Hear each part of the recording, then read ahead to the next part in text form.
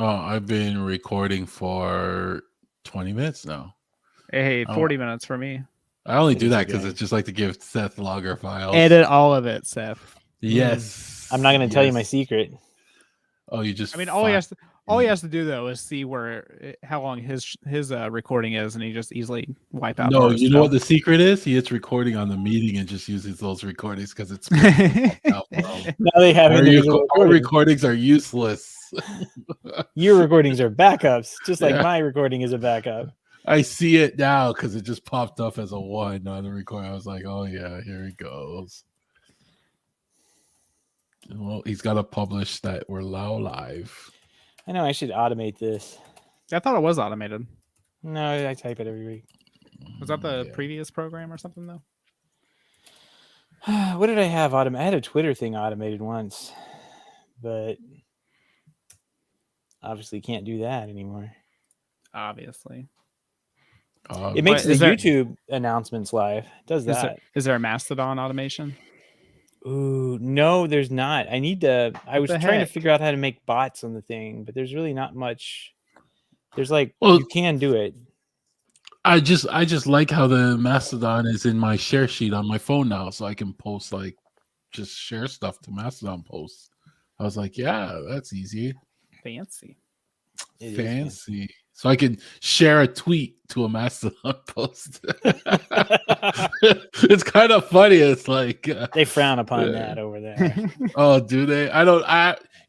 But it's No. you know what I don't like is you're constantly favoriting my posts. And it's like you're using it like the like on Twitter, but on my screen it's like Seth favorited your post. I'm like, what is he gonna refer to this later or something? And like, I don't know. Is he gonna hold this against me at some point in life? No, there's something on there. It's just a different. I don't know. It's a different thing.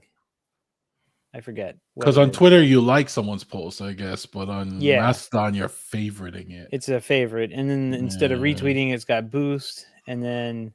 Oh, is that what that's? I haven't figured it out yet. I should read the top tips for Mastodon. Yeah, and you can't. There's like all sorts of like edge cases that, since it's all broken up into different servers, it doesn't have like if you're on one server and you're interacting with somebody on the same server, it has all the features, but if they aren't, then you have to kind of go at it a different way to find it. And I don't know. I think they'll get all that stuff worked out. What I like about it is it's a lot calmer than Twitter, but I don't know. We can talk about it on the show too. Yeah, for now, but it's also there's no ranking algorithms built into it. Like they have no desire to push stuff to you. So it's like who you follow is what you get. And so you can you make your feed up out of who you follow and who you choose to ignore and listen to on there. So and I like that. You know, I don't use the Twitter app because it was just horrible. Yeah, no. I wish Tweetbot would build Mastodon right into it though. So he's been posting. I don't know if you've seen him, but he's been posting videos of it. So Paul Haddad and the designer guy have been. I think he submitted it to the App Store. He's probably working on marketing now. So yeah, if they do that, then that will take off. Yeah, I'll instantly dump the Toot app or whatever. I mean, it's nice, but it's no Tweetbot. No Tweetbot. All right, Knuckle Bump Farms is going. Okay. You guys don't follow Knuckle Bump Farms on Instagram? Never even heard of that. Yeah, I don't know. Like your toe sucking show you watch. Yeah, no, it's just some lady that she works on a farm and she has a little not emu, but one of those big birds. Is it emu? Yeah. And she'd be doing videos and then the bird would come into the video and she'd be like, Emmanuel, no. It was just the funniest thing because it would start picking at the camera and she'd I have seen that lady. Yeah, I've seen her. So she owned a farm and then the farm got hit with one of them the bird flus and it took out like 95% of her farm.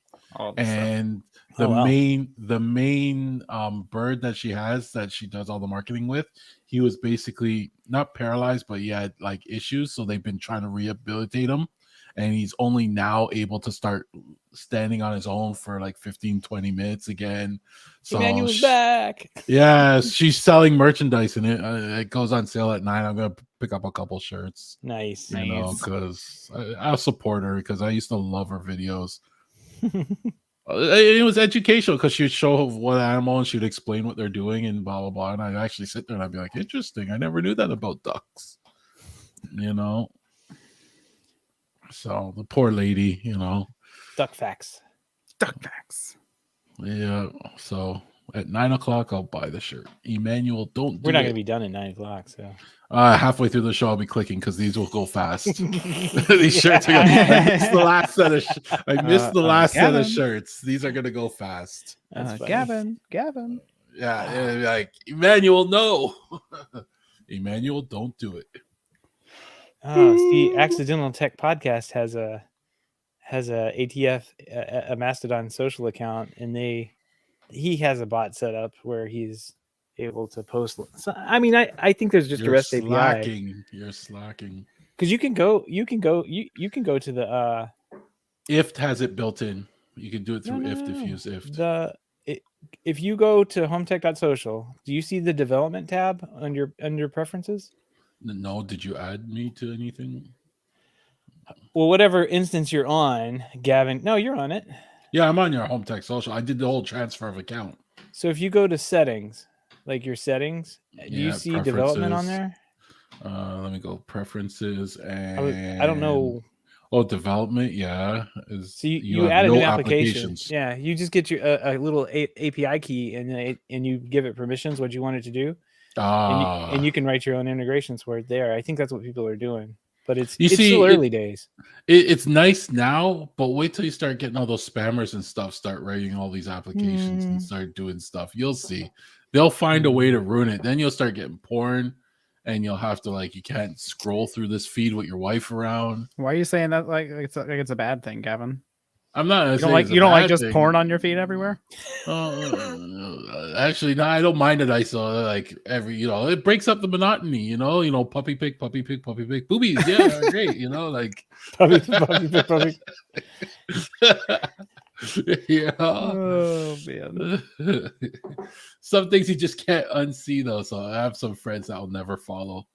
See, now you're an admin. Now you get to look at all the dirty pics people put on our server. Ooh. Oh, I just got more things. So what is being an admin mean? I don't know. Maybe you can you can delete everything if you want to. It says we have 12 new users, 13 active users, 97 interactions. Top active servers are Mastodon Social. Top language English. Sign up source website. Okay. Server settings. Kick. All right. Kick him. I don't like him. delete. Contact username is Seth. Okay. I mean, you got an AI picture. You got webhooks. You can do something with webhooks, right? So if someone posts something, we can have it trigger a rule or some server rules. It's a relay. Relay is an intermediate server that exchanges large volumes of public posts between servers. What's with all these rules? No racism, sexism, homophobic, delete. No incitement of delete. No harassment, delete. All right, this is rule free. I feel like Elon now. It can help small and medium servers discover content from so I didn't see this setting here. I could set this up and point it to mastodon.social, which everybody's on, and it basically puts all of their public posts in our instance server. So, interesting, yeah. Probably bring it to its knees. Anyway, let's get this thing going since we record. Yeah, too much work. I don't know why you gave me the power. Who are you guys again? I don't know. What are we talking about? We're gonna make blueprints. Home Assistant. I bet there's already a Home Assistant Mastodon plugin. Gavin, can you write me a Home Assistant plugin or whatever it is? To do what?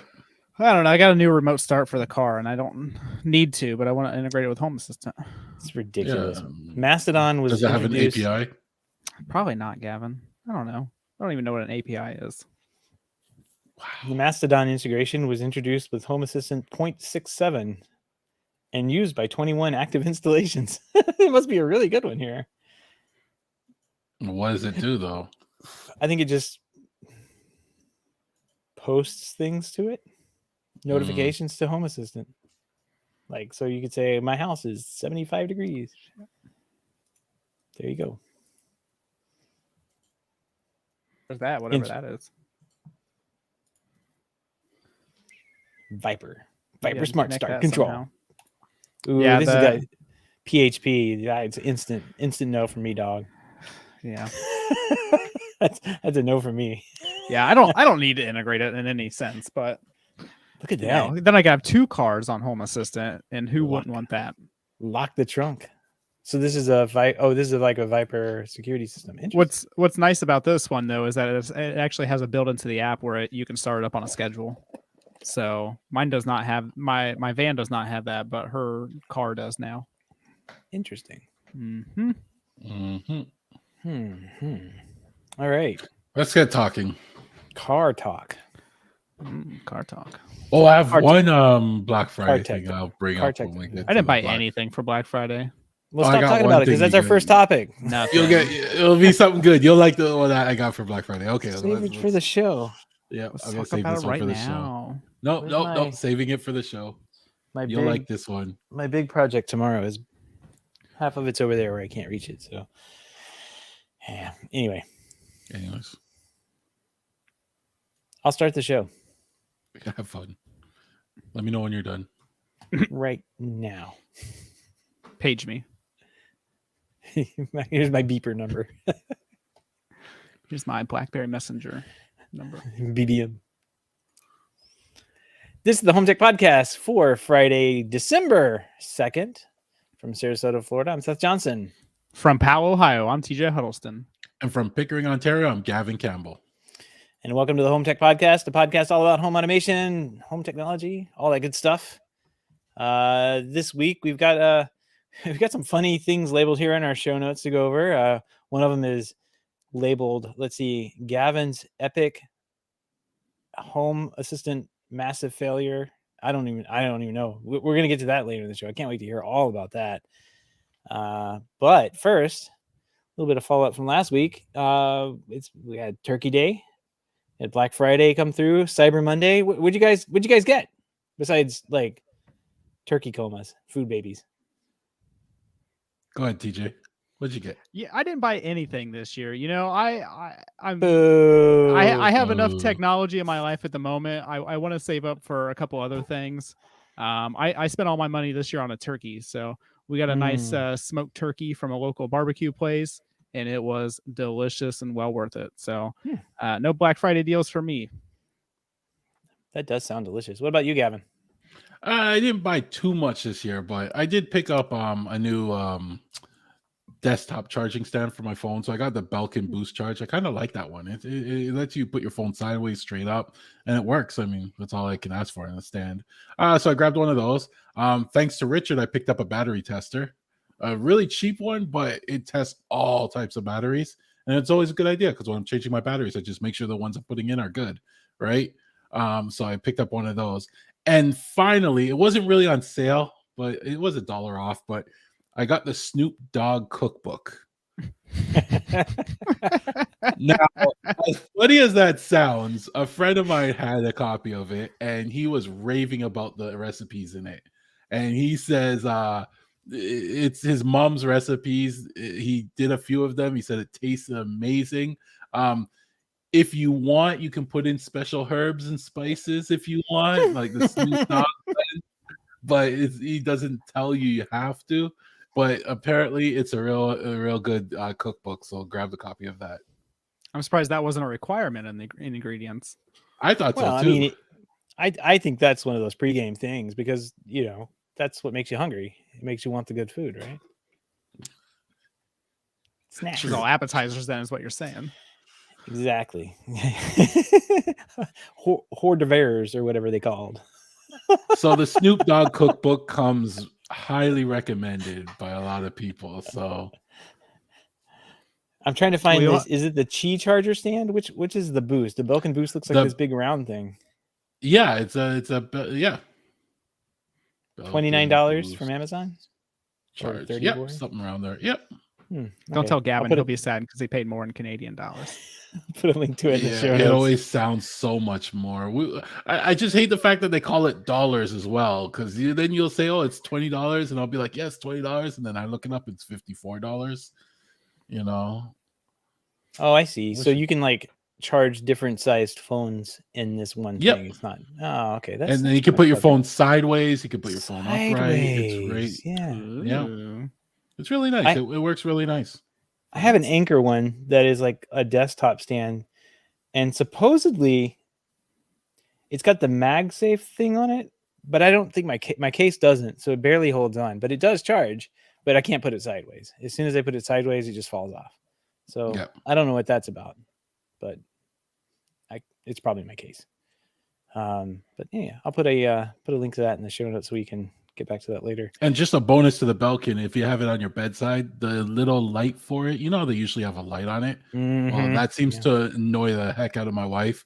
So the light on this one is actually on the top. So it's not in your face. It's not glaring or anything like this. And it's just faint. So it's perfect for, you know, if you like a dark room. Yeah, I don't know why they do that. It's dumb. They should always It just is. put like a simple little adjustment on there, like even just a switch that turns it on or off, because sometimes those lights are so obnoxiously bright that it ruins the product. Mhm. Yeah. So Or good just to a know that little it doesn't do that. little switch that you could turn, and like it's nice to know like when you put it on there that you've made the connection and that it's charging. And then after that, I don't really care. Like after that, Exactly. just the light can go away. But Yeah. the phone can tell me if it's charged or not. I don't need whatever this thing on the Anchor stand. But this one isn't that bad. I'll put a link to this one in the show notes too. It's got a place for a your AirPods or whatever underneath it, and it's got a place for the phone on the top. Oh, wait, It's you're, kinda you're nice. probably not looking at the same thing. The Anchor? No. I'm saying the one I have. It's Anchor. Yeah, Oh, yeah. It's not yeah. what you have. I like what you have because you could put it on there sideways, and it'll hold it no matter Yep. what. It'll charge It's it no matter what. perfect. That's pretty cool. Awesome. Well, I got something. I got one of these like Amazon Fire tablet things for $75 whole dang dollars. I don't know why I got it. I got it just to play around with it, and I already wiped all the Amazon stuff off of it and made it just a standard Android tablet thing. So it seems to be all right. We'll see Now what you I just can need do to with mount it. it on your wall like everybody else. Well, I was looking at the mounts, and the mounts cost more than what I paid, or like at least 80%. I'm like, I don't want to invest any more in that, but I got it like half off or whatever. So, yeah, I don't know. I will say for toys on Thanksgiving, if you're getting family together and stuff, I got this a few years back. It's one of those little airplane like ball things. Have you ever seen these? Like Turn 'em spins around on. and stuff. Let's see. Oh wow. Oh, wow. That sounds louder than your servers. Yeah, holy cow. That's loud. Oh, this could be our little. How do I turn it off? There it goes. You don't. Yeah, it's supposed to crash and then turn off. This could be our alarm clock thing, the one that wakes you up in the morning. That was louder than your server fans. Anyway, I can highly recommend getting one of these things wherever they're sold. They may be on Amazon, but they are a treat to have and play with at family gatherings. No matter who you are, adults, kids, throwing a flying contraption around in the front yard is always fun. So I'll recommend that as a Thanksgiving pick of the week. It seemed to, it seemed to be something to do while we were waiting for the potatoes to finish or something like that. So, all right. Well, what do you? We do have one HomeTech.social. You guys are finally over there. Gavin, thanks for joining. No problem. Glad to be there. Thanks for the invite. Longtime user TJ has been on there as well. Yeah, I've posted a couple times. I guess I still don't understand the point of it, but I'll go along with it. It's like Twitter, but not the same. I don't know. Not as.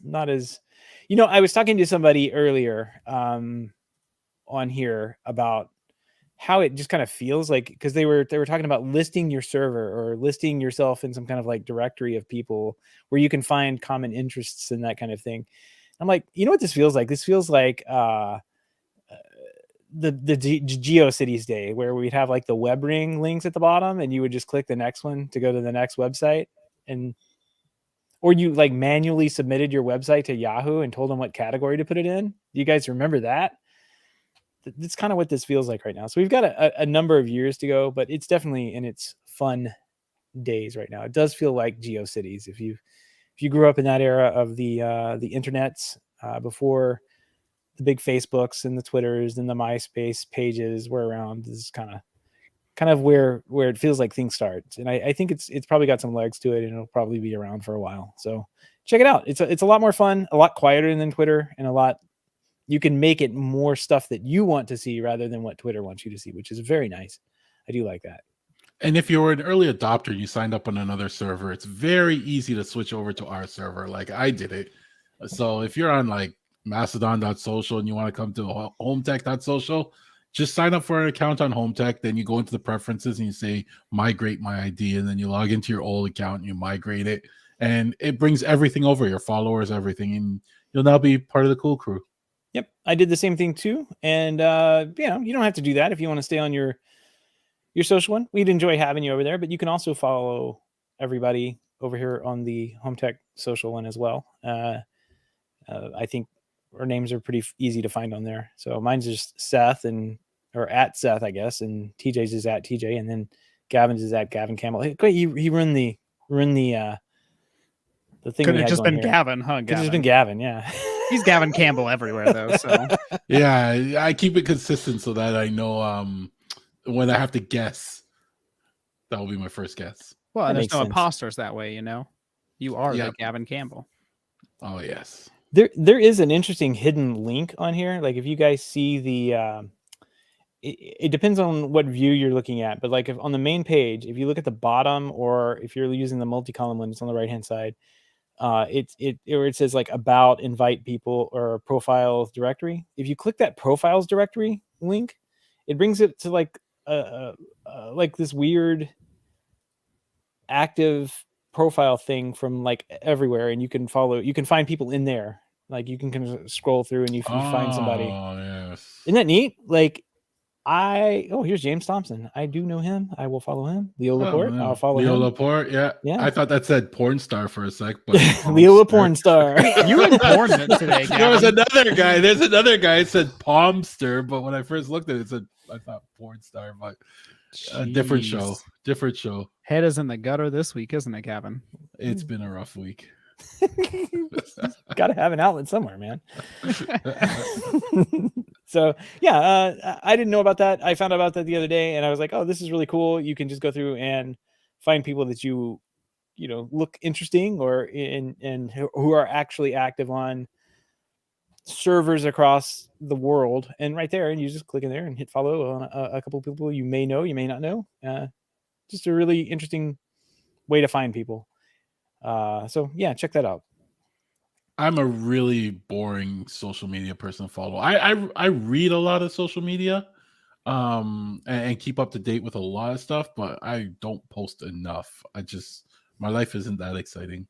No, mine isn't either. I've just been posting pictures of my robot, which we'll talk about later. You're so proud of your robot. That robot. Your robot friend.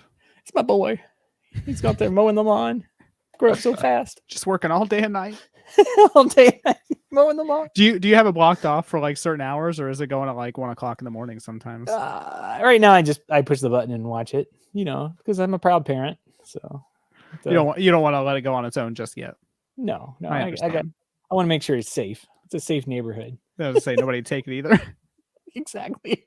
Ooh, what's this? Free robot. He's a robot. Yeah, I haven't seen one of these before. Somebody abandoned this. It's 1 o'clock in the morning. Nobody's paying attention to this, and I'm sitting out there on the front porch.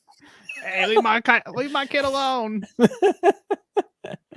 All right. Well, we'll talk about that later. But what do you say? What do you say we jump into some HomeTech headlines?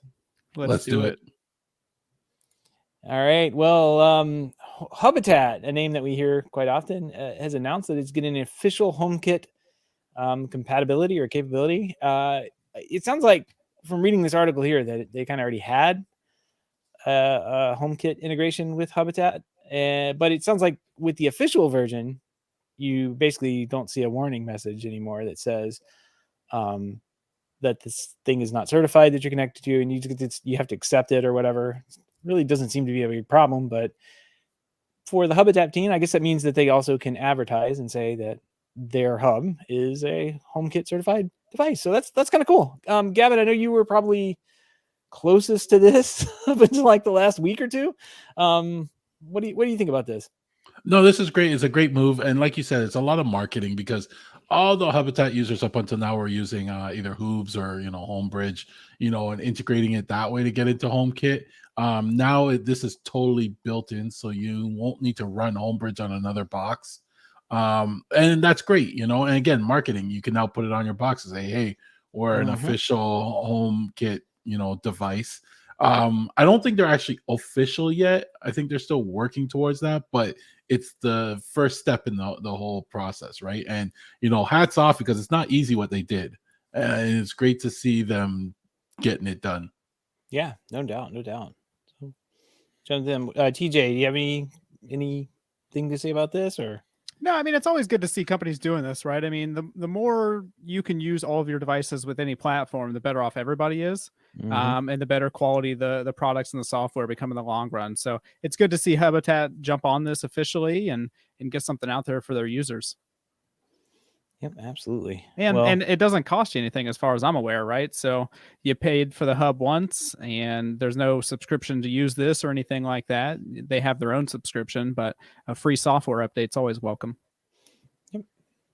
I agree. Well, speaking of free software updates, Josh AI and Ava are teaming up to transform the universal remote control, but is the remote control that's not a universal remote control. So Ava announced that they are pairing up with Josh to basically add an interface inside the remote that will basically give you a dedicated like speak to Josh microphone emblem right there on the front on the home screen. So if you want to tell Josh to do something, you just tap that and speak into the remote, and it'll process that command through the Josh system.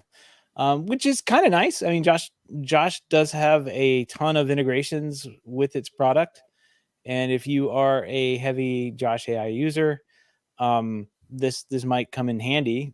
If you had this remote or the remote that's not a remote sitting in the room, what is kind of nice. Like I guess it becomes a little Josh hub, a Josh microphone in the room, one of their devices, and you instead of just yelling in the room, you have to go and press a button. But that's not a big deal. People are used to that with Xfinity remotes and all the other remotes that act exactly the same way. So, kind of a cool update. Are you going to grab this, TJ? Are you going to install this app? I don't have access to Josh.ai. I wish I did. But this is kind of neat. Because the Ava remote is a Google Play certified remote, it does the wake word as far as I'm aware. So you should be able to use that with the Josh.ai as well, I would think. Maybe not now or at some point in the future. But that would be nice because then it would literally be a Josh.ai, listening device that you could place around the house and have it in various rooms. Yeah. Automation. It becomes a, what did I think Gavin came up with the term voice remote? Is that what it is? No, Gavin, did you come up with that? No. So it's truly a voice remote at this point. This is yeah. Interesting stuff. Well, yeah. Sometimes when you add too many microphones to an area, though, it kind of gets confusing. So we have the Google Home speakers around our house, but I also have some of the Sonos speakers with microphones as well. And so, like, we have the Sonos Arc in the family room, and it's paired up with Google, and then we have the kitchen, which is kind of basically shared with the living room. And sometimes the devices get super confused on which one you're talking to, and you don't realize that the one across the room has actually picked you up instead. And sometimes they get a little snobby, like, yes, I'm listening. I'll have to go back and find that comic that I posted in the hub of where they're making fun of Siri for basically doing exactly what you're talking about. Mine does this all the time as well. Like it was a 4-pane comic, and it was like in the first one, the person was giving Siri a command to basically stop playing the music. In the second pane, Siri immediately responds on it. The third pane, the music's still playing. In the fourth pane, the music's still playing, and Siri is saying, "There's no music playing in this area." It's like, yep, Yep, that's a common Siri experience. You are right now, though. It's coming out of you. I see it. Anyway, moving on here. Got some security news here. First up, big one from Anchor. Their Eufy branded security cameras appear to be sending some data up to the cloud, even when cloud storage is disabled and local only storage settings are turned on. This information comes from a security researcher named Paul Moore, who last week published a video outlining the issue. And according to Moore, he purchased a Eufy Doorbell Dual, which is meant to be a device that can store video recordings on the device itself, but he found that Eufy was actually uploading thumbnail images of faces and user information to its cloud service when cloud functionality is turned off. Digging through this article here, we'll link to in the show notes, but Eufy actually had it provide a response for this, and it kind of outlines why they are actually doing this. And they said that to provide users with push notifications to their mobile devices, some of our security solutions create small preview images, or thumbnails in this case, of videos that are briefly hosted on AWS cloud server. And these thumbnails are basically pushed down to the person's device. Everything is in complete compliance with the Apple push notification service and the Firebase cloud messaging services. And only the users can access those thumbnails by securely logging into their Eufy security account. They said, although their app allows users to choose between text-based or thumbnail-based push notifications, it was not made clear that choosing thumbnail-based notification was actually uploading these images to the cloud. So they're going to go back and revamp their app and make that a little more clear. But I don't know. This came out and it was like, man, this seems pretty bad that there's I don't know. It didn't seem bad to me. It sounded like a mistake, but it sounds like now with their responding and saying what they're doing, like, this makes total sense. This is how push notifications work. They don't send pictures in the push notification.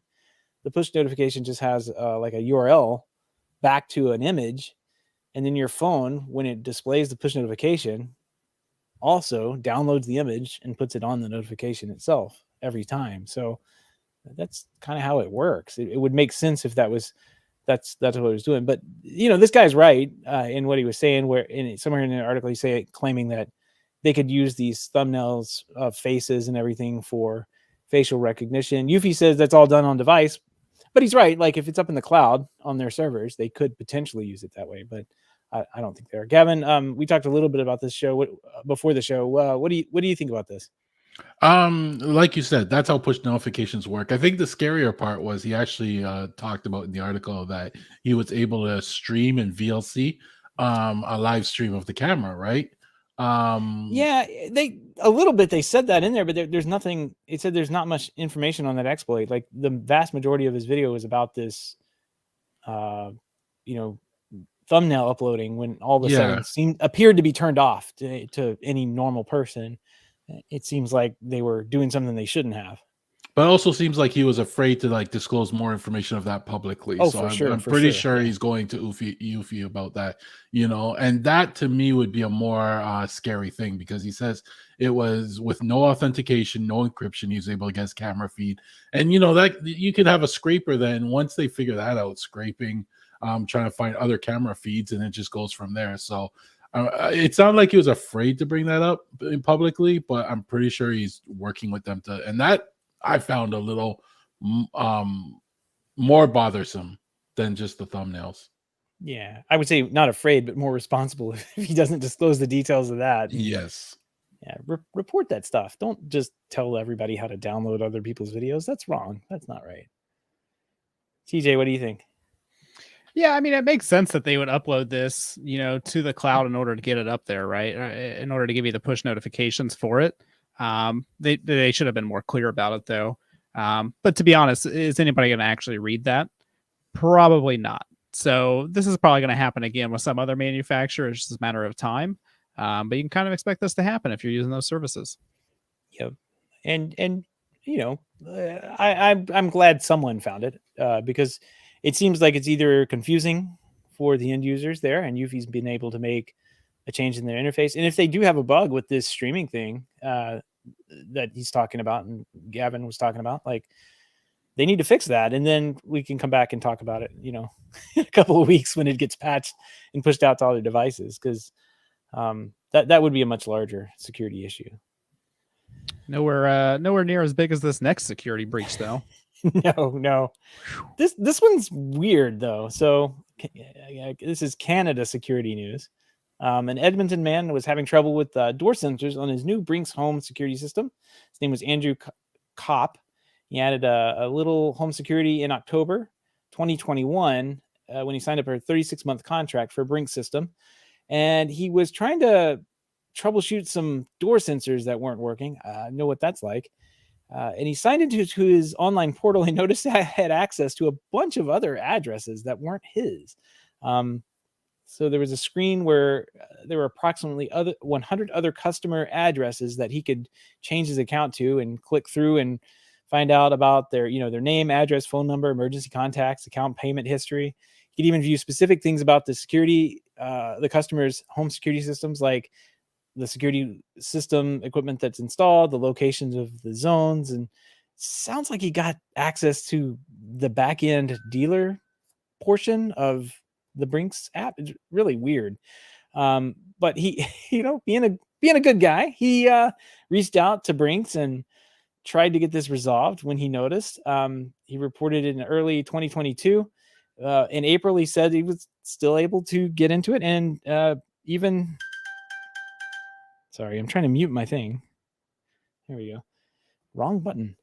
He said even as early as April 2022, in April, he's still surprised to find out he had access to the same drop-down menu with the same customer information being built into it. He's been trying to call Brinks back in. They just keep escalating to a manager who says they'll call back, and they never call back. So this complaint made the news, and I'm sure Brinks has probably fixed it by now, but he was just having all sorts of problems trying to get this resolved. Sounds crazy, but I can see it happening. Like you get one permission wrong when you're setting it up an account, and all of a sudden you have access to a bunch of stuff you shouldn't. Working on computer programs, this makes total sense to me.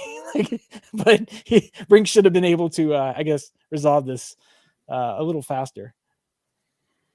Yeah, there's definitely like checks and balances that goes into this kind of thing, right? Like that's why you go through it and you make sure that you did it properly. And if you don't, then you correct it right away. It sounds like this guy kind of dealt with it for a little while. It wasn't just like a day or two kind of thing. Right. No, months and months and months with no callbacks. Yeah. And that's the part that just drives me nuts is when you find something like this, reporting it to the company, you would think they would be all over it and, on it right away. But no, months and months, letting it slide, and these companies won't jump on it till it hits the local media or something like that. Like companies should not be operating that way. Brinks should have resolved this right away. Yeah.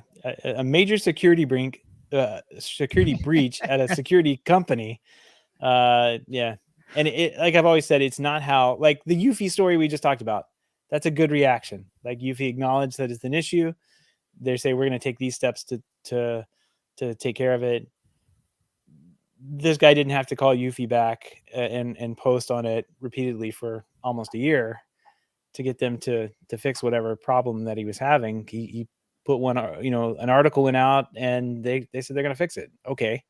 Brinks sits on this thing while this guy has access to local people's security systems, and he could have been a bad guy and been able to sell that information off to somebody who was going to do something naughty with it. I guess I don't know. Like what would you do with it? Like I've seen all that information before. Yeah, I've heard about this in all the horror movies and stuff.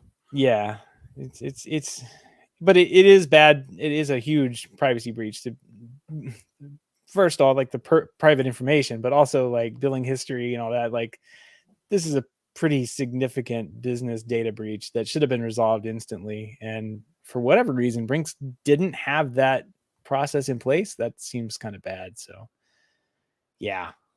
What kind of fine are they looking at, Gavin? Do you know? Any kind of big old penalty up there? Who, Brinks or yeah. I mean, what do you get in trouble for that? Oh, you never get in trouble up here. You say sorry. Say sorry. They'll say sorry, and here in America they'd be like, oh, Here's $5,000. Yeah, $5,000. We'll give you a loan, interest Yeah. free. Yep. Slap on the hand. Yeah.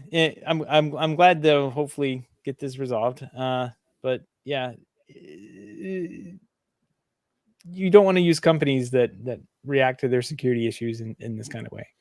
Yeah. Yeah. Well, anyway, all the links and topics we discussed tonight can be found on our show notes over at HomeTech.fm/414.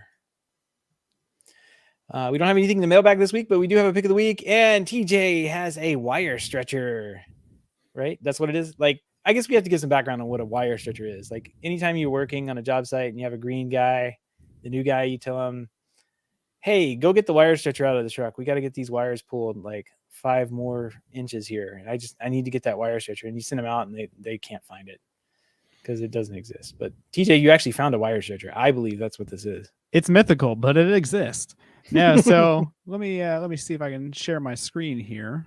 Ooh, fancy. Ooh, we're getting. I still haven't given here Firefox the permission to do that. So, and look at this thing. So this thing is pretty sweet. I don't pull wire through conduit that often, but I had this wire run 600 feet through very sketchy conduit. And this thing attaches to your drill. You just put it in a little chuck there at the end. It's got a little rotating handle down here, so you just hold on to that with your hand on the drill, and you tie your rope to it, your pull line or pull string, whatever you have, and you just use the drill. And depending on the conduit and how many turns and stuff you have, it's relatively smooth, honestly. And I think this was $80, normally $100. Well worth it. This first time I used it, it paid for itself. So I would absolutely recommend it if you're pulling wire at any point through conduit. This will probably make it a lot easier. I like it. And I just want to point out this other wire tool I found thanks to James Riley. James Riley in the chat was, looking at the wire stretcher, and he linked this up, and it's a little like pulling pal thing that you put into your little junction box, kind of makes it those little bends a little smoother. Yeah. But this picture right here with the little guy in there is absolutely hilarious. It's adorable. So I think that's worth it by itself. So we'll put a link to it in the show notes, and that definitely has to be the Pixel of the Week right there. So, but the it's got a little guy inside a metal conduit box, and he's helping pull the wires through the conduit box, and he's got a little hard hat on there, and safety first. He's got a hard hat on there. I think he's got a lift vest on too, which is great. Because you never know. I mean, that's obviously a high up conduit junction box. And he's very small. So if he fell out of there, I hope he's tied off. Yeah. He would be done for. Amazing. Well, that's definitely going to be on the show notes pick of the week this week. What a treat. 2 picks of the week right there. 2 for 1. Exactly. All right. Well, if you have any feedback, questions, comment, picks of the weeks, or a great idea for the show, give us a shout. Our email address is feedback@hometech.fm. You can visit hometech.fm/feedback and fill out that online form. Well, as we teased at the beginning of the show, we got some Gavin is like straightened and he's rolling his shoulders back. Let's adjust this microphone. Let's get going. He's got like a yellow notepad. He's just like broke he's about out. To fight somebody. I just got my Knuckle Bump Farms order over with. I'm ready to talk in full. We're gonna leave that one where it is. But Gavin, little bit of trouble in the Home Assistant land. What's going on? Oh, hell yeah. The most unstable, stable platform ever. I know. So, yeah, I set up Home Assistant I grabbed a new Z-Wave, one of the new Z-Wave Zoos S2 700 sticks. I transferred all my Z-Wave devices. I actually grabbed the Sonos Zigbee. I transferred all my Zigbee. So I'm pretty much 100% Home Assistant. I still love it. Don't get me wrong. I'm still loving it. But last Friday, it's been humming along for, most of the week. And then last Friday afternoon, all of a sudden my automation stopped working. So I was like, okay, what's going on here? The first thing is like, I didn't come over here to have the same kind of problems, right? So I was like, okay, let me look. Z-Wave, everything stopped responding, right? So I'm like, okay, first thing you do is you shut down everything, pull the power, wait a couple minutes, grab a drink, start plugging things back in, power it all back up. Nothing came back online. And that's the point where I'm like, oh my God, what's going on? So I start going through logs, Googling issues, seeing people talking about similar issues. And yeah, every time it's just restart, pull the USB key for a minute, and restart everything. That didn't solve it. I spent pretty much half a day and I could not get the Z-Wave working again on this stick. I took out the Zoo stick, I threw it against the wall. I was just fed up with it, right? I had an older AOTech stick, and it was a 500 series stick. Now, one of the things I saw most often referenced was how unstable Z-Wave 700 was. And I think this was just that. Like, it's very unstable.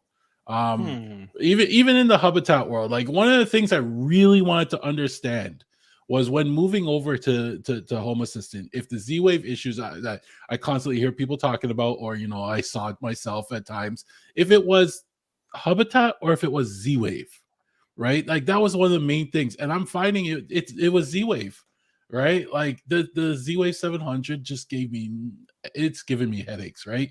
So I put in the old AOTech, and that's a 500 series, and I've had it up for pretty much the whole week, and it's been so much smoother, like just faster response. The devices didn't fight me to get joined. Everything's just been running smoother. It's only been a week, which was about as long as the 700 stick lasted, but it's been a great experience. So I'm now back in my Home Assistant. Home Assistant is back up and running. The house is chugging along fine.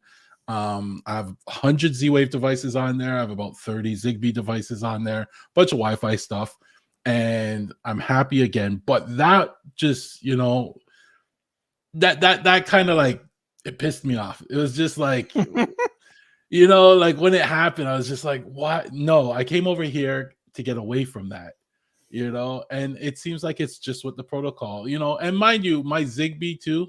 So people are like, oh, that's why, Zigbee versus Z-Wave.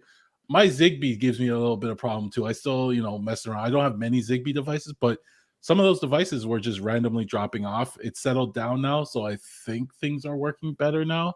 It's not with the mesh, because these devices were sitting like pretty much right next to the controller, so they didn't need a mesh. They're all directly joined, but they were just dropping off too. So yeah, this is the part where, one day I was just like, I'm fed up of this stuff. Let me just go back to a dumb house, like I almost reached that point. I almost reached that point, and it's then not worth it. Well, I had to turn off a light manually, and I said, no, I got smart appliance again, Oh yeah, that's why I did this. So here's a tip. I'm gonna give a tip for everybody that's working with Home Assistant. Buy yourself a long USB cable, and I'm saying like a 50-footer. I bought one of these, and it made my life so much easier. And what I did with it was, when adding devices, even the furthest devices away, I just put the controller on that USB cable and ran that cable all the way next to that device, and it would reset, and it would add perfectly fine. And then you could put it back in the basement or wherever the original hub was, and the mesh would handle it from there. So I invested in one of those, and it made my life so much easier. So there's a little tip. But I got a lot of message. I didn't realize that this was such a hot topic, because I got a lot of messages from people about Home Assistant, like why, like people are in shock, like because I've been using Habitat for like 3 years, and there was a lot of why, and they were asking me to compare it, what do you like better, what you don't like, etc. There's some long good conversations about it, right? And I always say is like, both have their strengths and their weaknesses. Like, just use what works for you. What you feel comfortable working with, that's the one you stick with. Yeah, well, I don't want the Home Assistant people coming at me, so I'm going to say use Home Assistant, because it's great. I seem to be the only holdout that has not used Home Assistant yet. So. Yeah. Whoops. It's a great platform, and I've come to appreciate YAML a lot more. Like, no, honestly, like, no, there are times that I really appreciate YAML. So sometimes when you're editing a lot of automations, you could save yourself a whole lot of clicks and just drop down into the YAML and copy and paste or search and replace, and you're back in business. Like you could do things so much faster in the YAML than going through a user interface. So sometimes I just set up something in the UI and then I jump down to the YAML and just copy and paste it over again for 5 other switches. Right. So you learn to appreciate things like that. There's some power in it. I'm pretty positive you're the only one that's ever said anything positive about YAML. First time in history. The first thing I had to do with my editor was change it so it didn't do tabs, it used spaces. Like there's certain things, because in the files you can't have tabs. It has to be like double space is the only way it looks really nice, So once you get the nice environment working out, you'll work with the YAML a lot better. Yeah, I don't know. It's a trap. Yeah. It's a trap. Listen, you got to learn how to do things fast, and YAML lets you do some things fast. For example, I have a bunch of dashboards. I'll take the YAML, copy the dashboard over, and then just change the entity IDs. And then bam, the new dashboard for the new room is set up and going. Whereas if I had to do that manually, you'd have to go and click. Oh, yeah. Right. Yeah, for sure. So there's ways of doing things so much faster in YAML that you appreciate it. I'm not saying you have to do everything in YAML. Some of the things. Yeah. I mean, stuff like that too.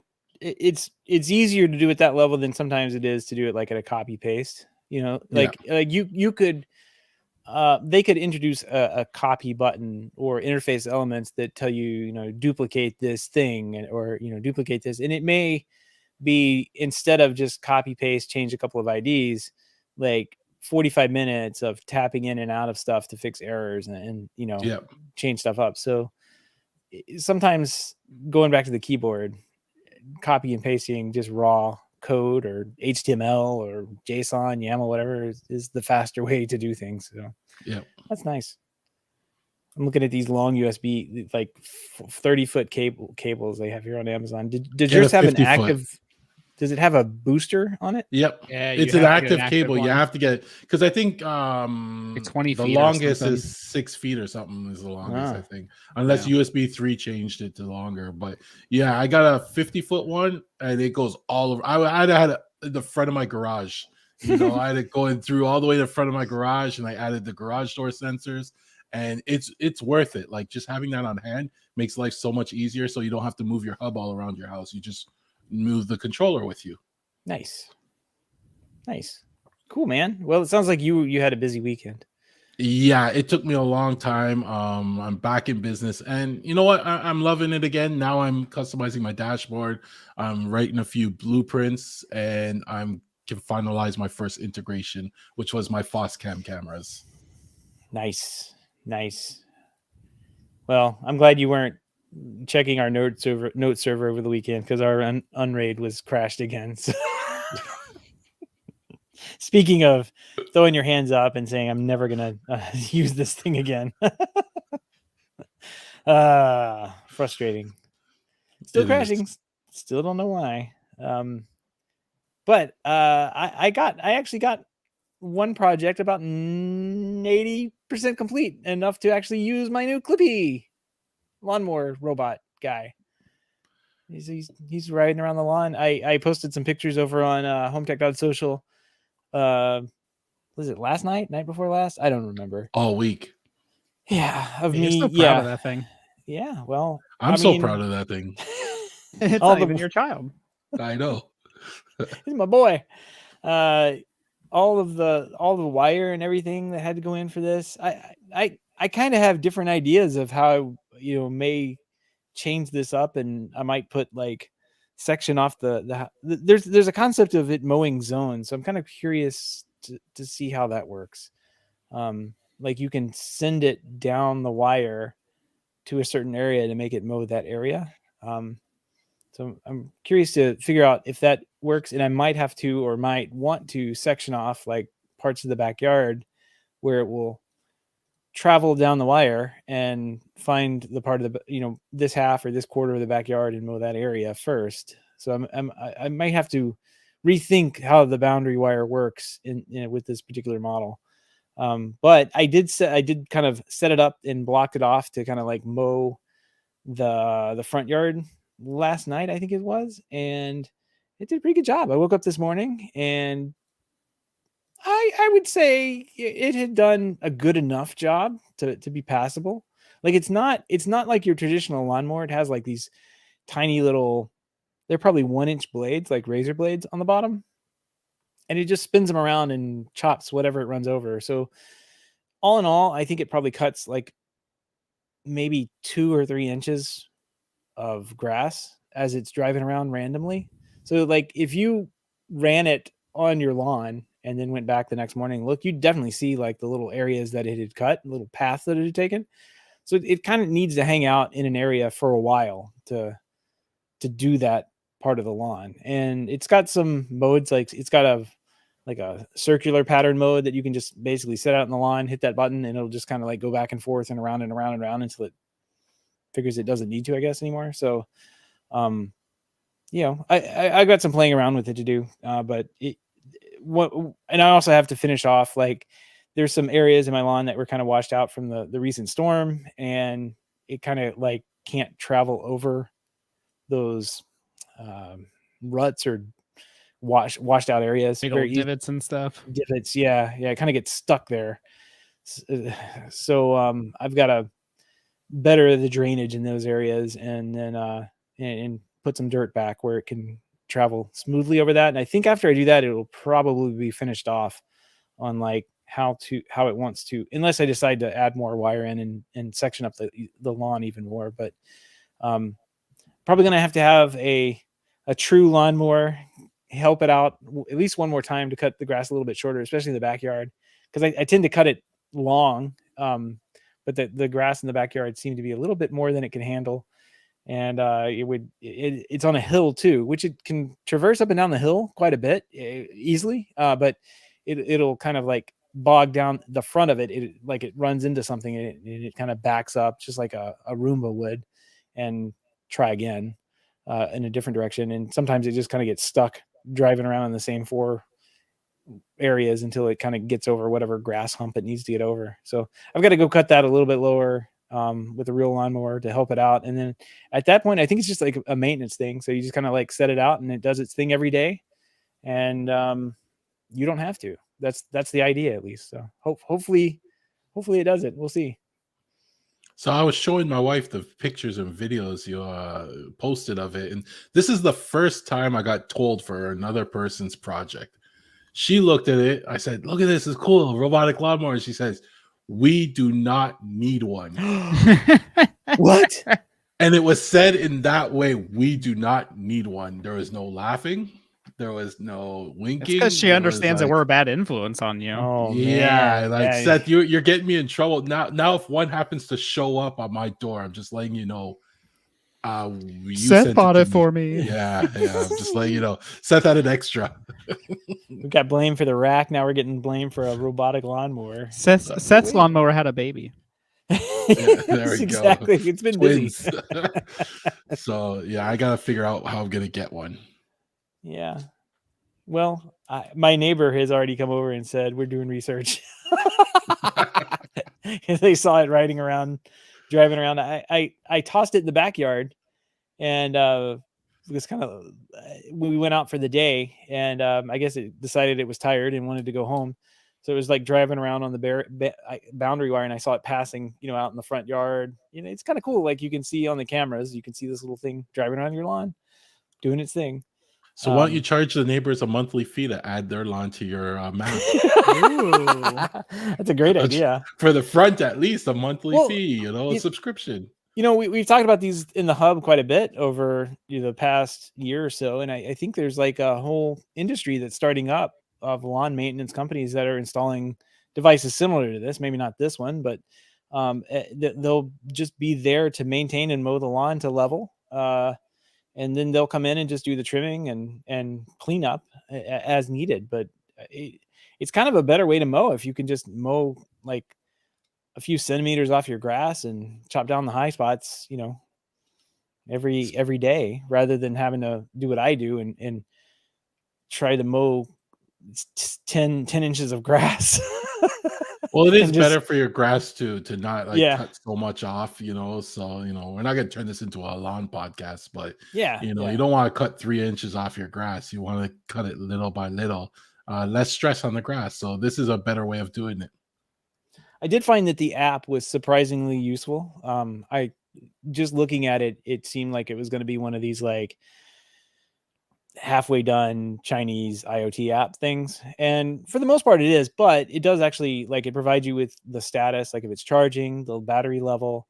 You can basically just remote control and do everything that you could from the panel on the top of it from the app. So without having to like authorize or anything, you just open up the app, you hit go, and or you can schedule it, you can book it to mow at particular hours of the day or night, and see its status. I mean, pretty much anywhere in the yard, it would complain that the Wi-Fi level was low, but it didn't have a problem reporting its status in at any point in time, nor did I have problem like controlling it anywhere in the yard. So I was kind of happily surprised to see how well the not so great user interface of the app worked. It actually serves its purpose good enough. I would say the app is good enough. Hopefully I can get it on a schedule thing, like you were saying, and just have it mowing out there every day and just doing its thing and kind of ignore it. We'll see. I got to make a little house for it now. So he's not exposed to the elements. Poor thing. It's kind of like a Roomba, though. It's like you just set it and forget it. Mine, I set it, and I really don't touch mine. Really, every couple days it does 2 rooms. It bugs my dog more than it bugs me because it keeps bouncing him. Well, it's super quiet too. So, I was sitting up by the front window watching TV, and our windows in Florida are not like windows anywhere else. Like they basically just don't close. They're basically just iron holes, and like they're louvered windows from the 1950s, and they just you hear single pane glass, you hear everything, you feel wind rushing through them. So you may as well just have your windows open. And the thing was driving around outside the window, and I can kind of hear it. I'm like, what is that? And I like open it up, and it's like, oh, it just mowed right by the window, and like it's not like a giant lawnmower running around. I thought that was nice. So I could run this thing in the middle of the night out there cutting the grass, as needed. No one would ever know. And wake up in the morning and the grass is cut. It's pretty cool. Your little airplane whirly gig sounds louder than the lawnmower. So no, absolutely. Yeah, no, it doesn't make it doesn't make any sound at all other than when it hits some particularly tall grass or strong Florida weeds, I guess, like where it makes like a little thumping sound of the razor blades hitting it. But for the most part, it's whisper quiet. So, which is a nice change compared to the lawnmower that I have, like that I'm getting rid of now. It sounds like an airplane's taking off. It's ridiculous. So anyway, that's something to keep in mind. You're not stuck mowing the lawn, on the weekends during the day. This thing could be out in the middle of the night mowing the lawns, and your neighbors would never know. You could be sleeping through it. It's just going to go out and do its thing. So it's kind of cool. You're making me jealous now. I don't have to mow my lawn for at least another 6 months or so anyway. But that's a lot of time to do some research for the summer. You need a snow robot. I was a snowplow attachment on the front of the thing. We do not need a snow robot. I was told to. You need all wow, specifically that one too, huh? Yeah. She already knew where you were going to go with because it. that was the season, right? It was like, well, I don't need a lawnmower now. Right. Right? Yeah, I don't need it now. What about snow? No. Well, I was looking on Alibaba. There were some that are on there. They're like tank quality treads that would probably shovel snow fairly well. Like I can send you the links to those. They were significantly more, and gasoline powered as well. So I mean, you might as well make sure you buy a good one though. So yeah, it's worth a little bit extra. All right, we'll end the show on this. I don't need to spend any more money right now. Does it integrate with Home Assistant? I haven't looked, but it probably does. I'm just going to assume that it does. I'm going to assume that there's somebody has hacked the API and made a driver for it at this point. So there you go. I'll actually check that out. And if it is, I'll probably install Home Assistant just to have a little dashboard that can tell me what the lawnmower status is. That'd be great. Anyway, let's move on here. We want to give a big thank you to everyone who supports the show, but especially those who are able to financially support the show through our Patreon page. If you don't know about the Patreon page, head over to HomeTech.fm/support to learn how you can support HomeTech for as little as $1 a month. Any pledge over $5 a month gets you a big shout out on the show, but every pledge gets you an invite to our Slack chat, the hub, where you and everyone else can get in there and talk about the news of the week. There is a rumor that a company that starts with an L is going to be purchasing another company that starts with an S, and I'm starting that rumor, but somebody told me, so I'll just have to wait and see if it is true. You're But just we'll see. regurgitating it at this point. Yeah, I mean, it may not be true. I have no idea, but if it is true, that would actually be pretty big news because these are two pretty big companies. Anyway, you can check that out in the hub. If it happens, I'll probably know and tell everybody if my sourcing was good. Anyway, if you want to help out the show but can't support financially, totally understand. Just appreciate a 5-star review in iTunes or positive rating in the podcast app of your choice. That wraps up another week in Home Tech News. Have a great weekend, everybody. Take care. Till next time. TJ. Bye. Nope. I don't know what to do with this Z-Wave stick now. Like, what do I do with this thing now? Just throw it in the trash. James Riley posted X as They well. might fix it eventually, right? Just keep it. I think the next stick I'll get is the 800 series. 800. You're going to go from 500 to 800? The 500's been super. So we're not recording now, anyway. No, so, we're recording. We're still live. We're recording everything. We're live. I'm not gonna say what I want to say then. All right. Well, we'll sign off. I'm just kidding. Tonight. No, It's I'm just late. kidding. I'm just kidding. No, but when it came to Habitat, I had a Habitat C4, which was a 500 series, and it was running great. And then they got the C7, which was a 700 series chip. And that's when Z-Wave started giving problems, right? Like people were complaining about issues with Z-Wave locking up or not responding and stuff. It's the 700 series chips. And you see that in the Home Assistant forums too. There are people complaining about the 700 series and they say, go back and grab a 500 series. But they're hard to get now, apparently. So we'll see. Next week, if my house locks up again, I'm just tossing all this crap out the window. There's going to be a major sale. Major sale on the open source source hardware. Like you deal with this crap. No, I'm done with it. Yeah, you take this stinking Docker. You can have all of this. Just take it as is. I'll get out of bed and turn off the pool pump manually. I don't care. I was almost at that point, right? Like I was just like, oh, screw this shit. Is like, is it worth it? TJ looks so happy, every day. Mennonites are doing something right. It doesn't seem to have an API for the IE robot. Oh no, it wouldn't be official. Did you look on the Home Assistant integration? Yeah, I see people talking about them. There's so many brands right now. Well, what's the name of it? It's called AYI. AYI. Hold on. Yeah. Let me search hacks. AYI. There's not really much on it either. So no. Home. Lawn. The Bosch Indigo mower. Yeah. Has one. I could probably intercept whatever commands it's sending off through its app pretty easily because it's probably not all that great. But the Husqvarna, they have integrations. I wouldn't pay for that. Let's see. James is writing. Is there a final update from Linus on his switches? Yeah, I think. It was his fault. Yeah. He basically made a couple episodes and made money to pay for all of the problems that he was having. That he caused himself. He was apparently talking to Innovelli to get their sponsored switches sent to him, etc., etc. But yeah, he's on to other things now. He's over it. It's been paid for. Yeah, it was all just for marketing. I love my Innovelli switches. Like they're great. Like I'm gonna write the company and ask them if they have an API. What's the worst that can happen? They say no.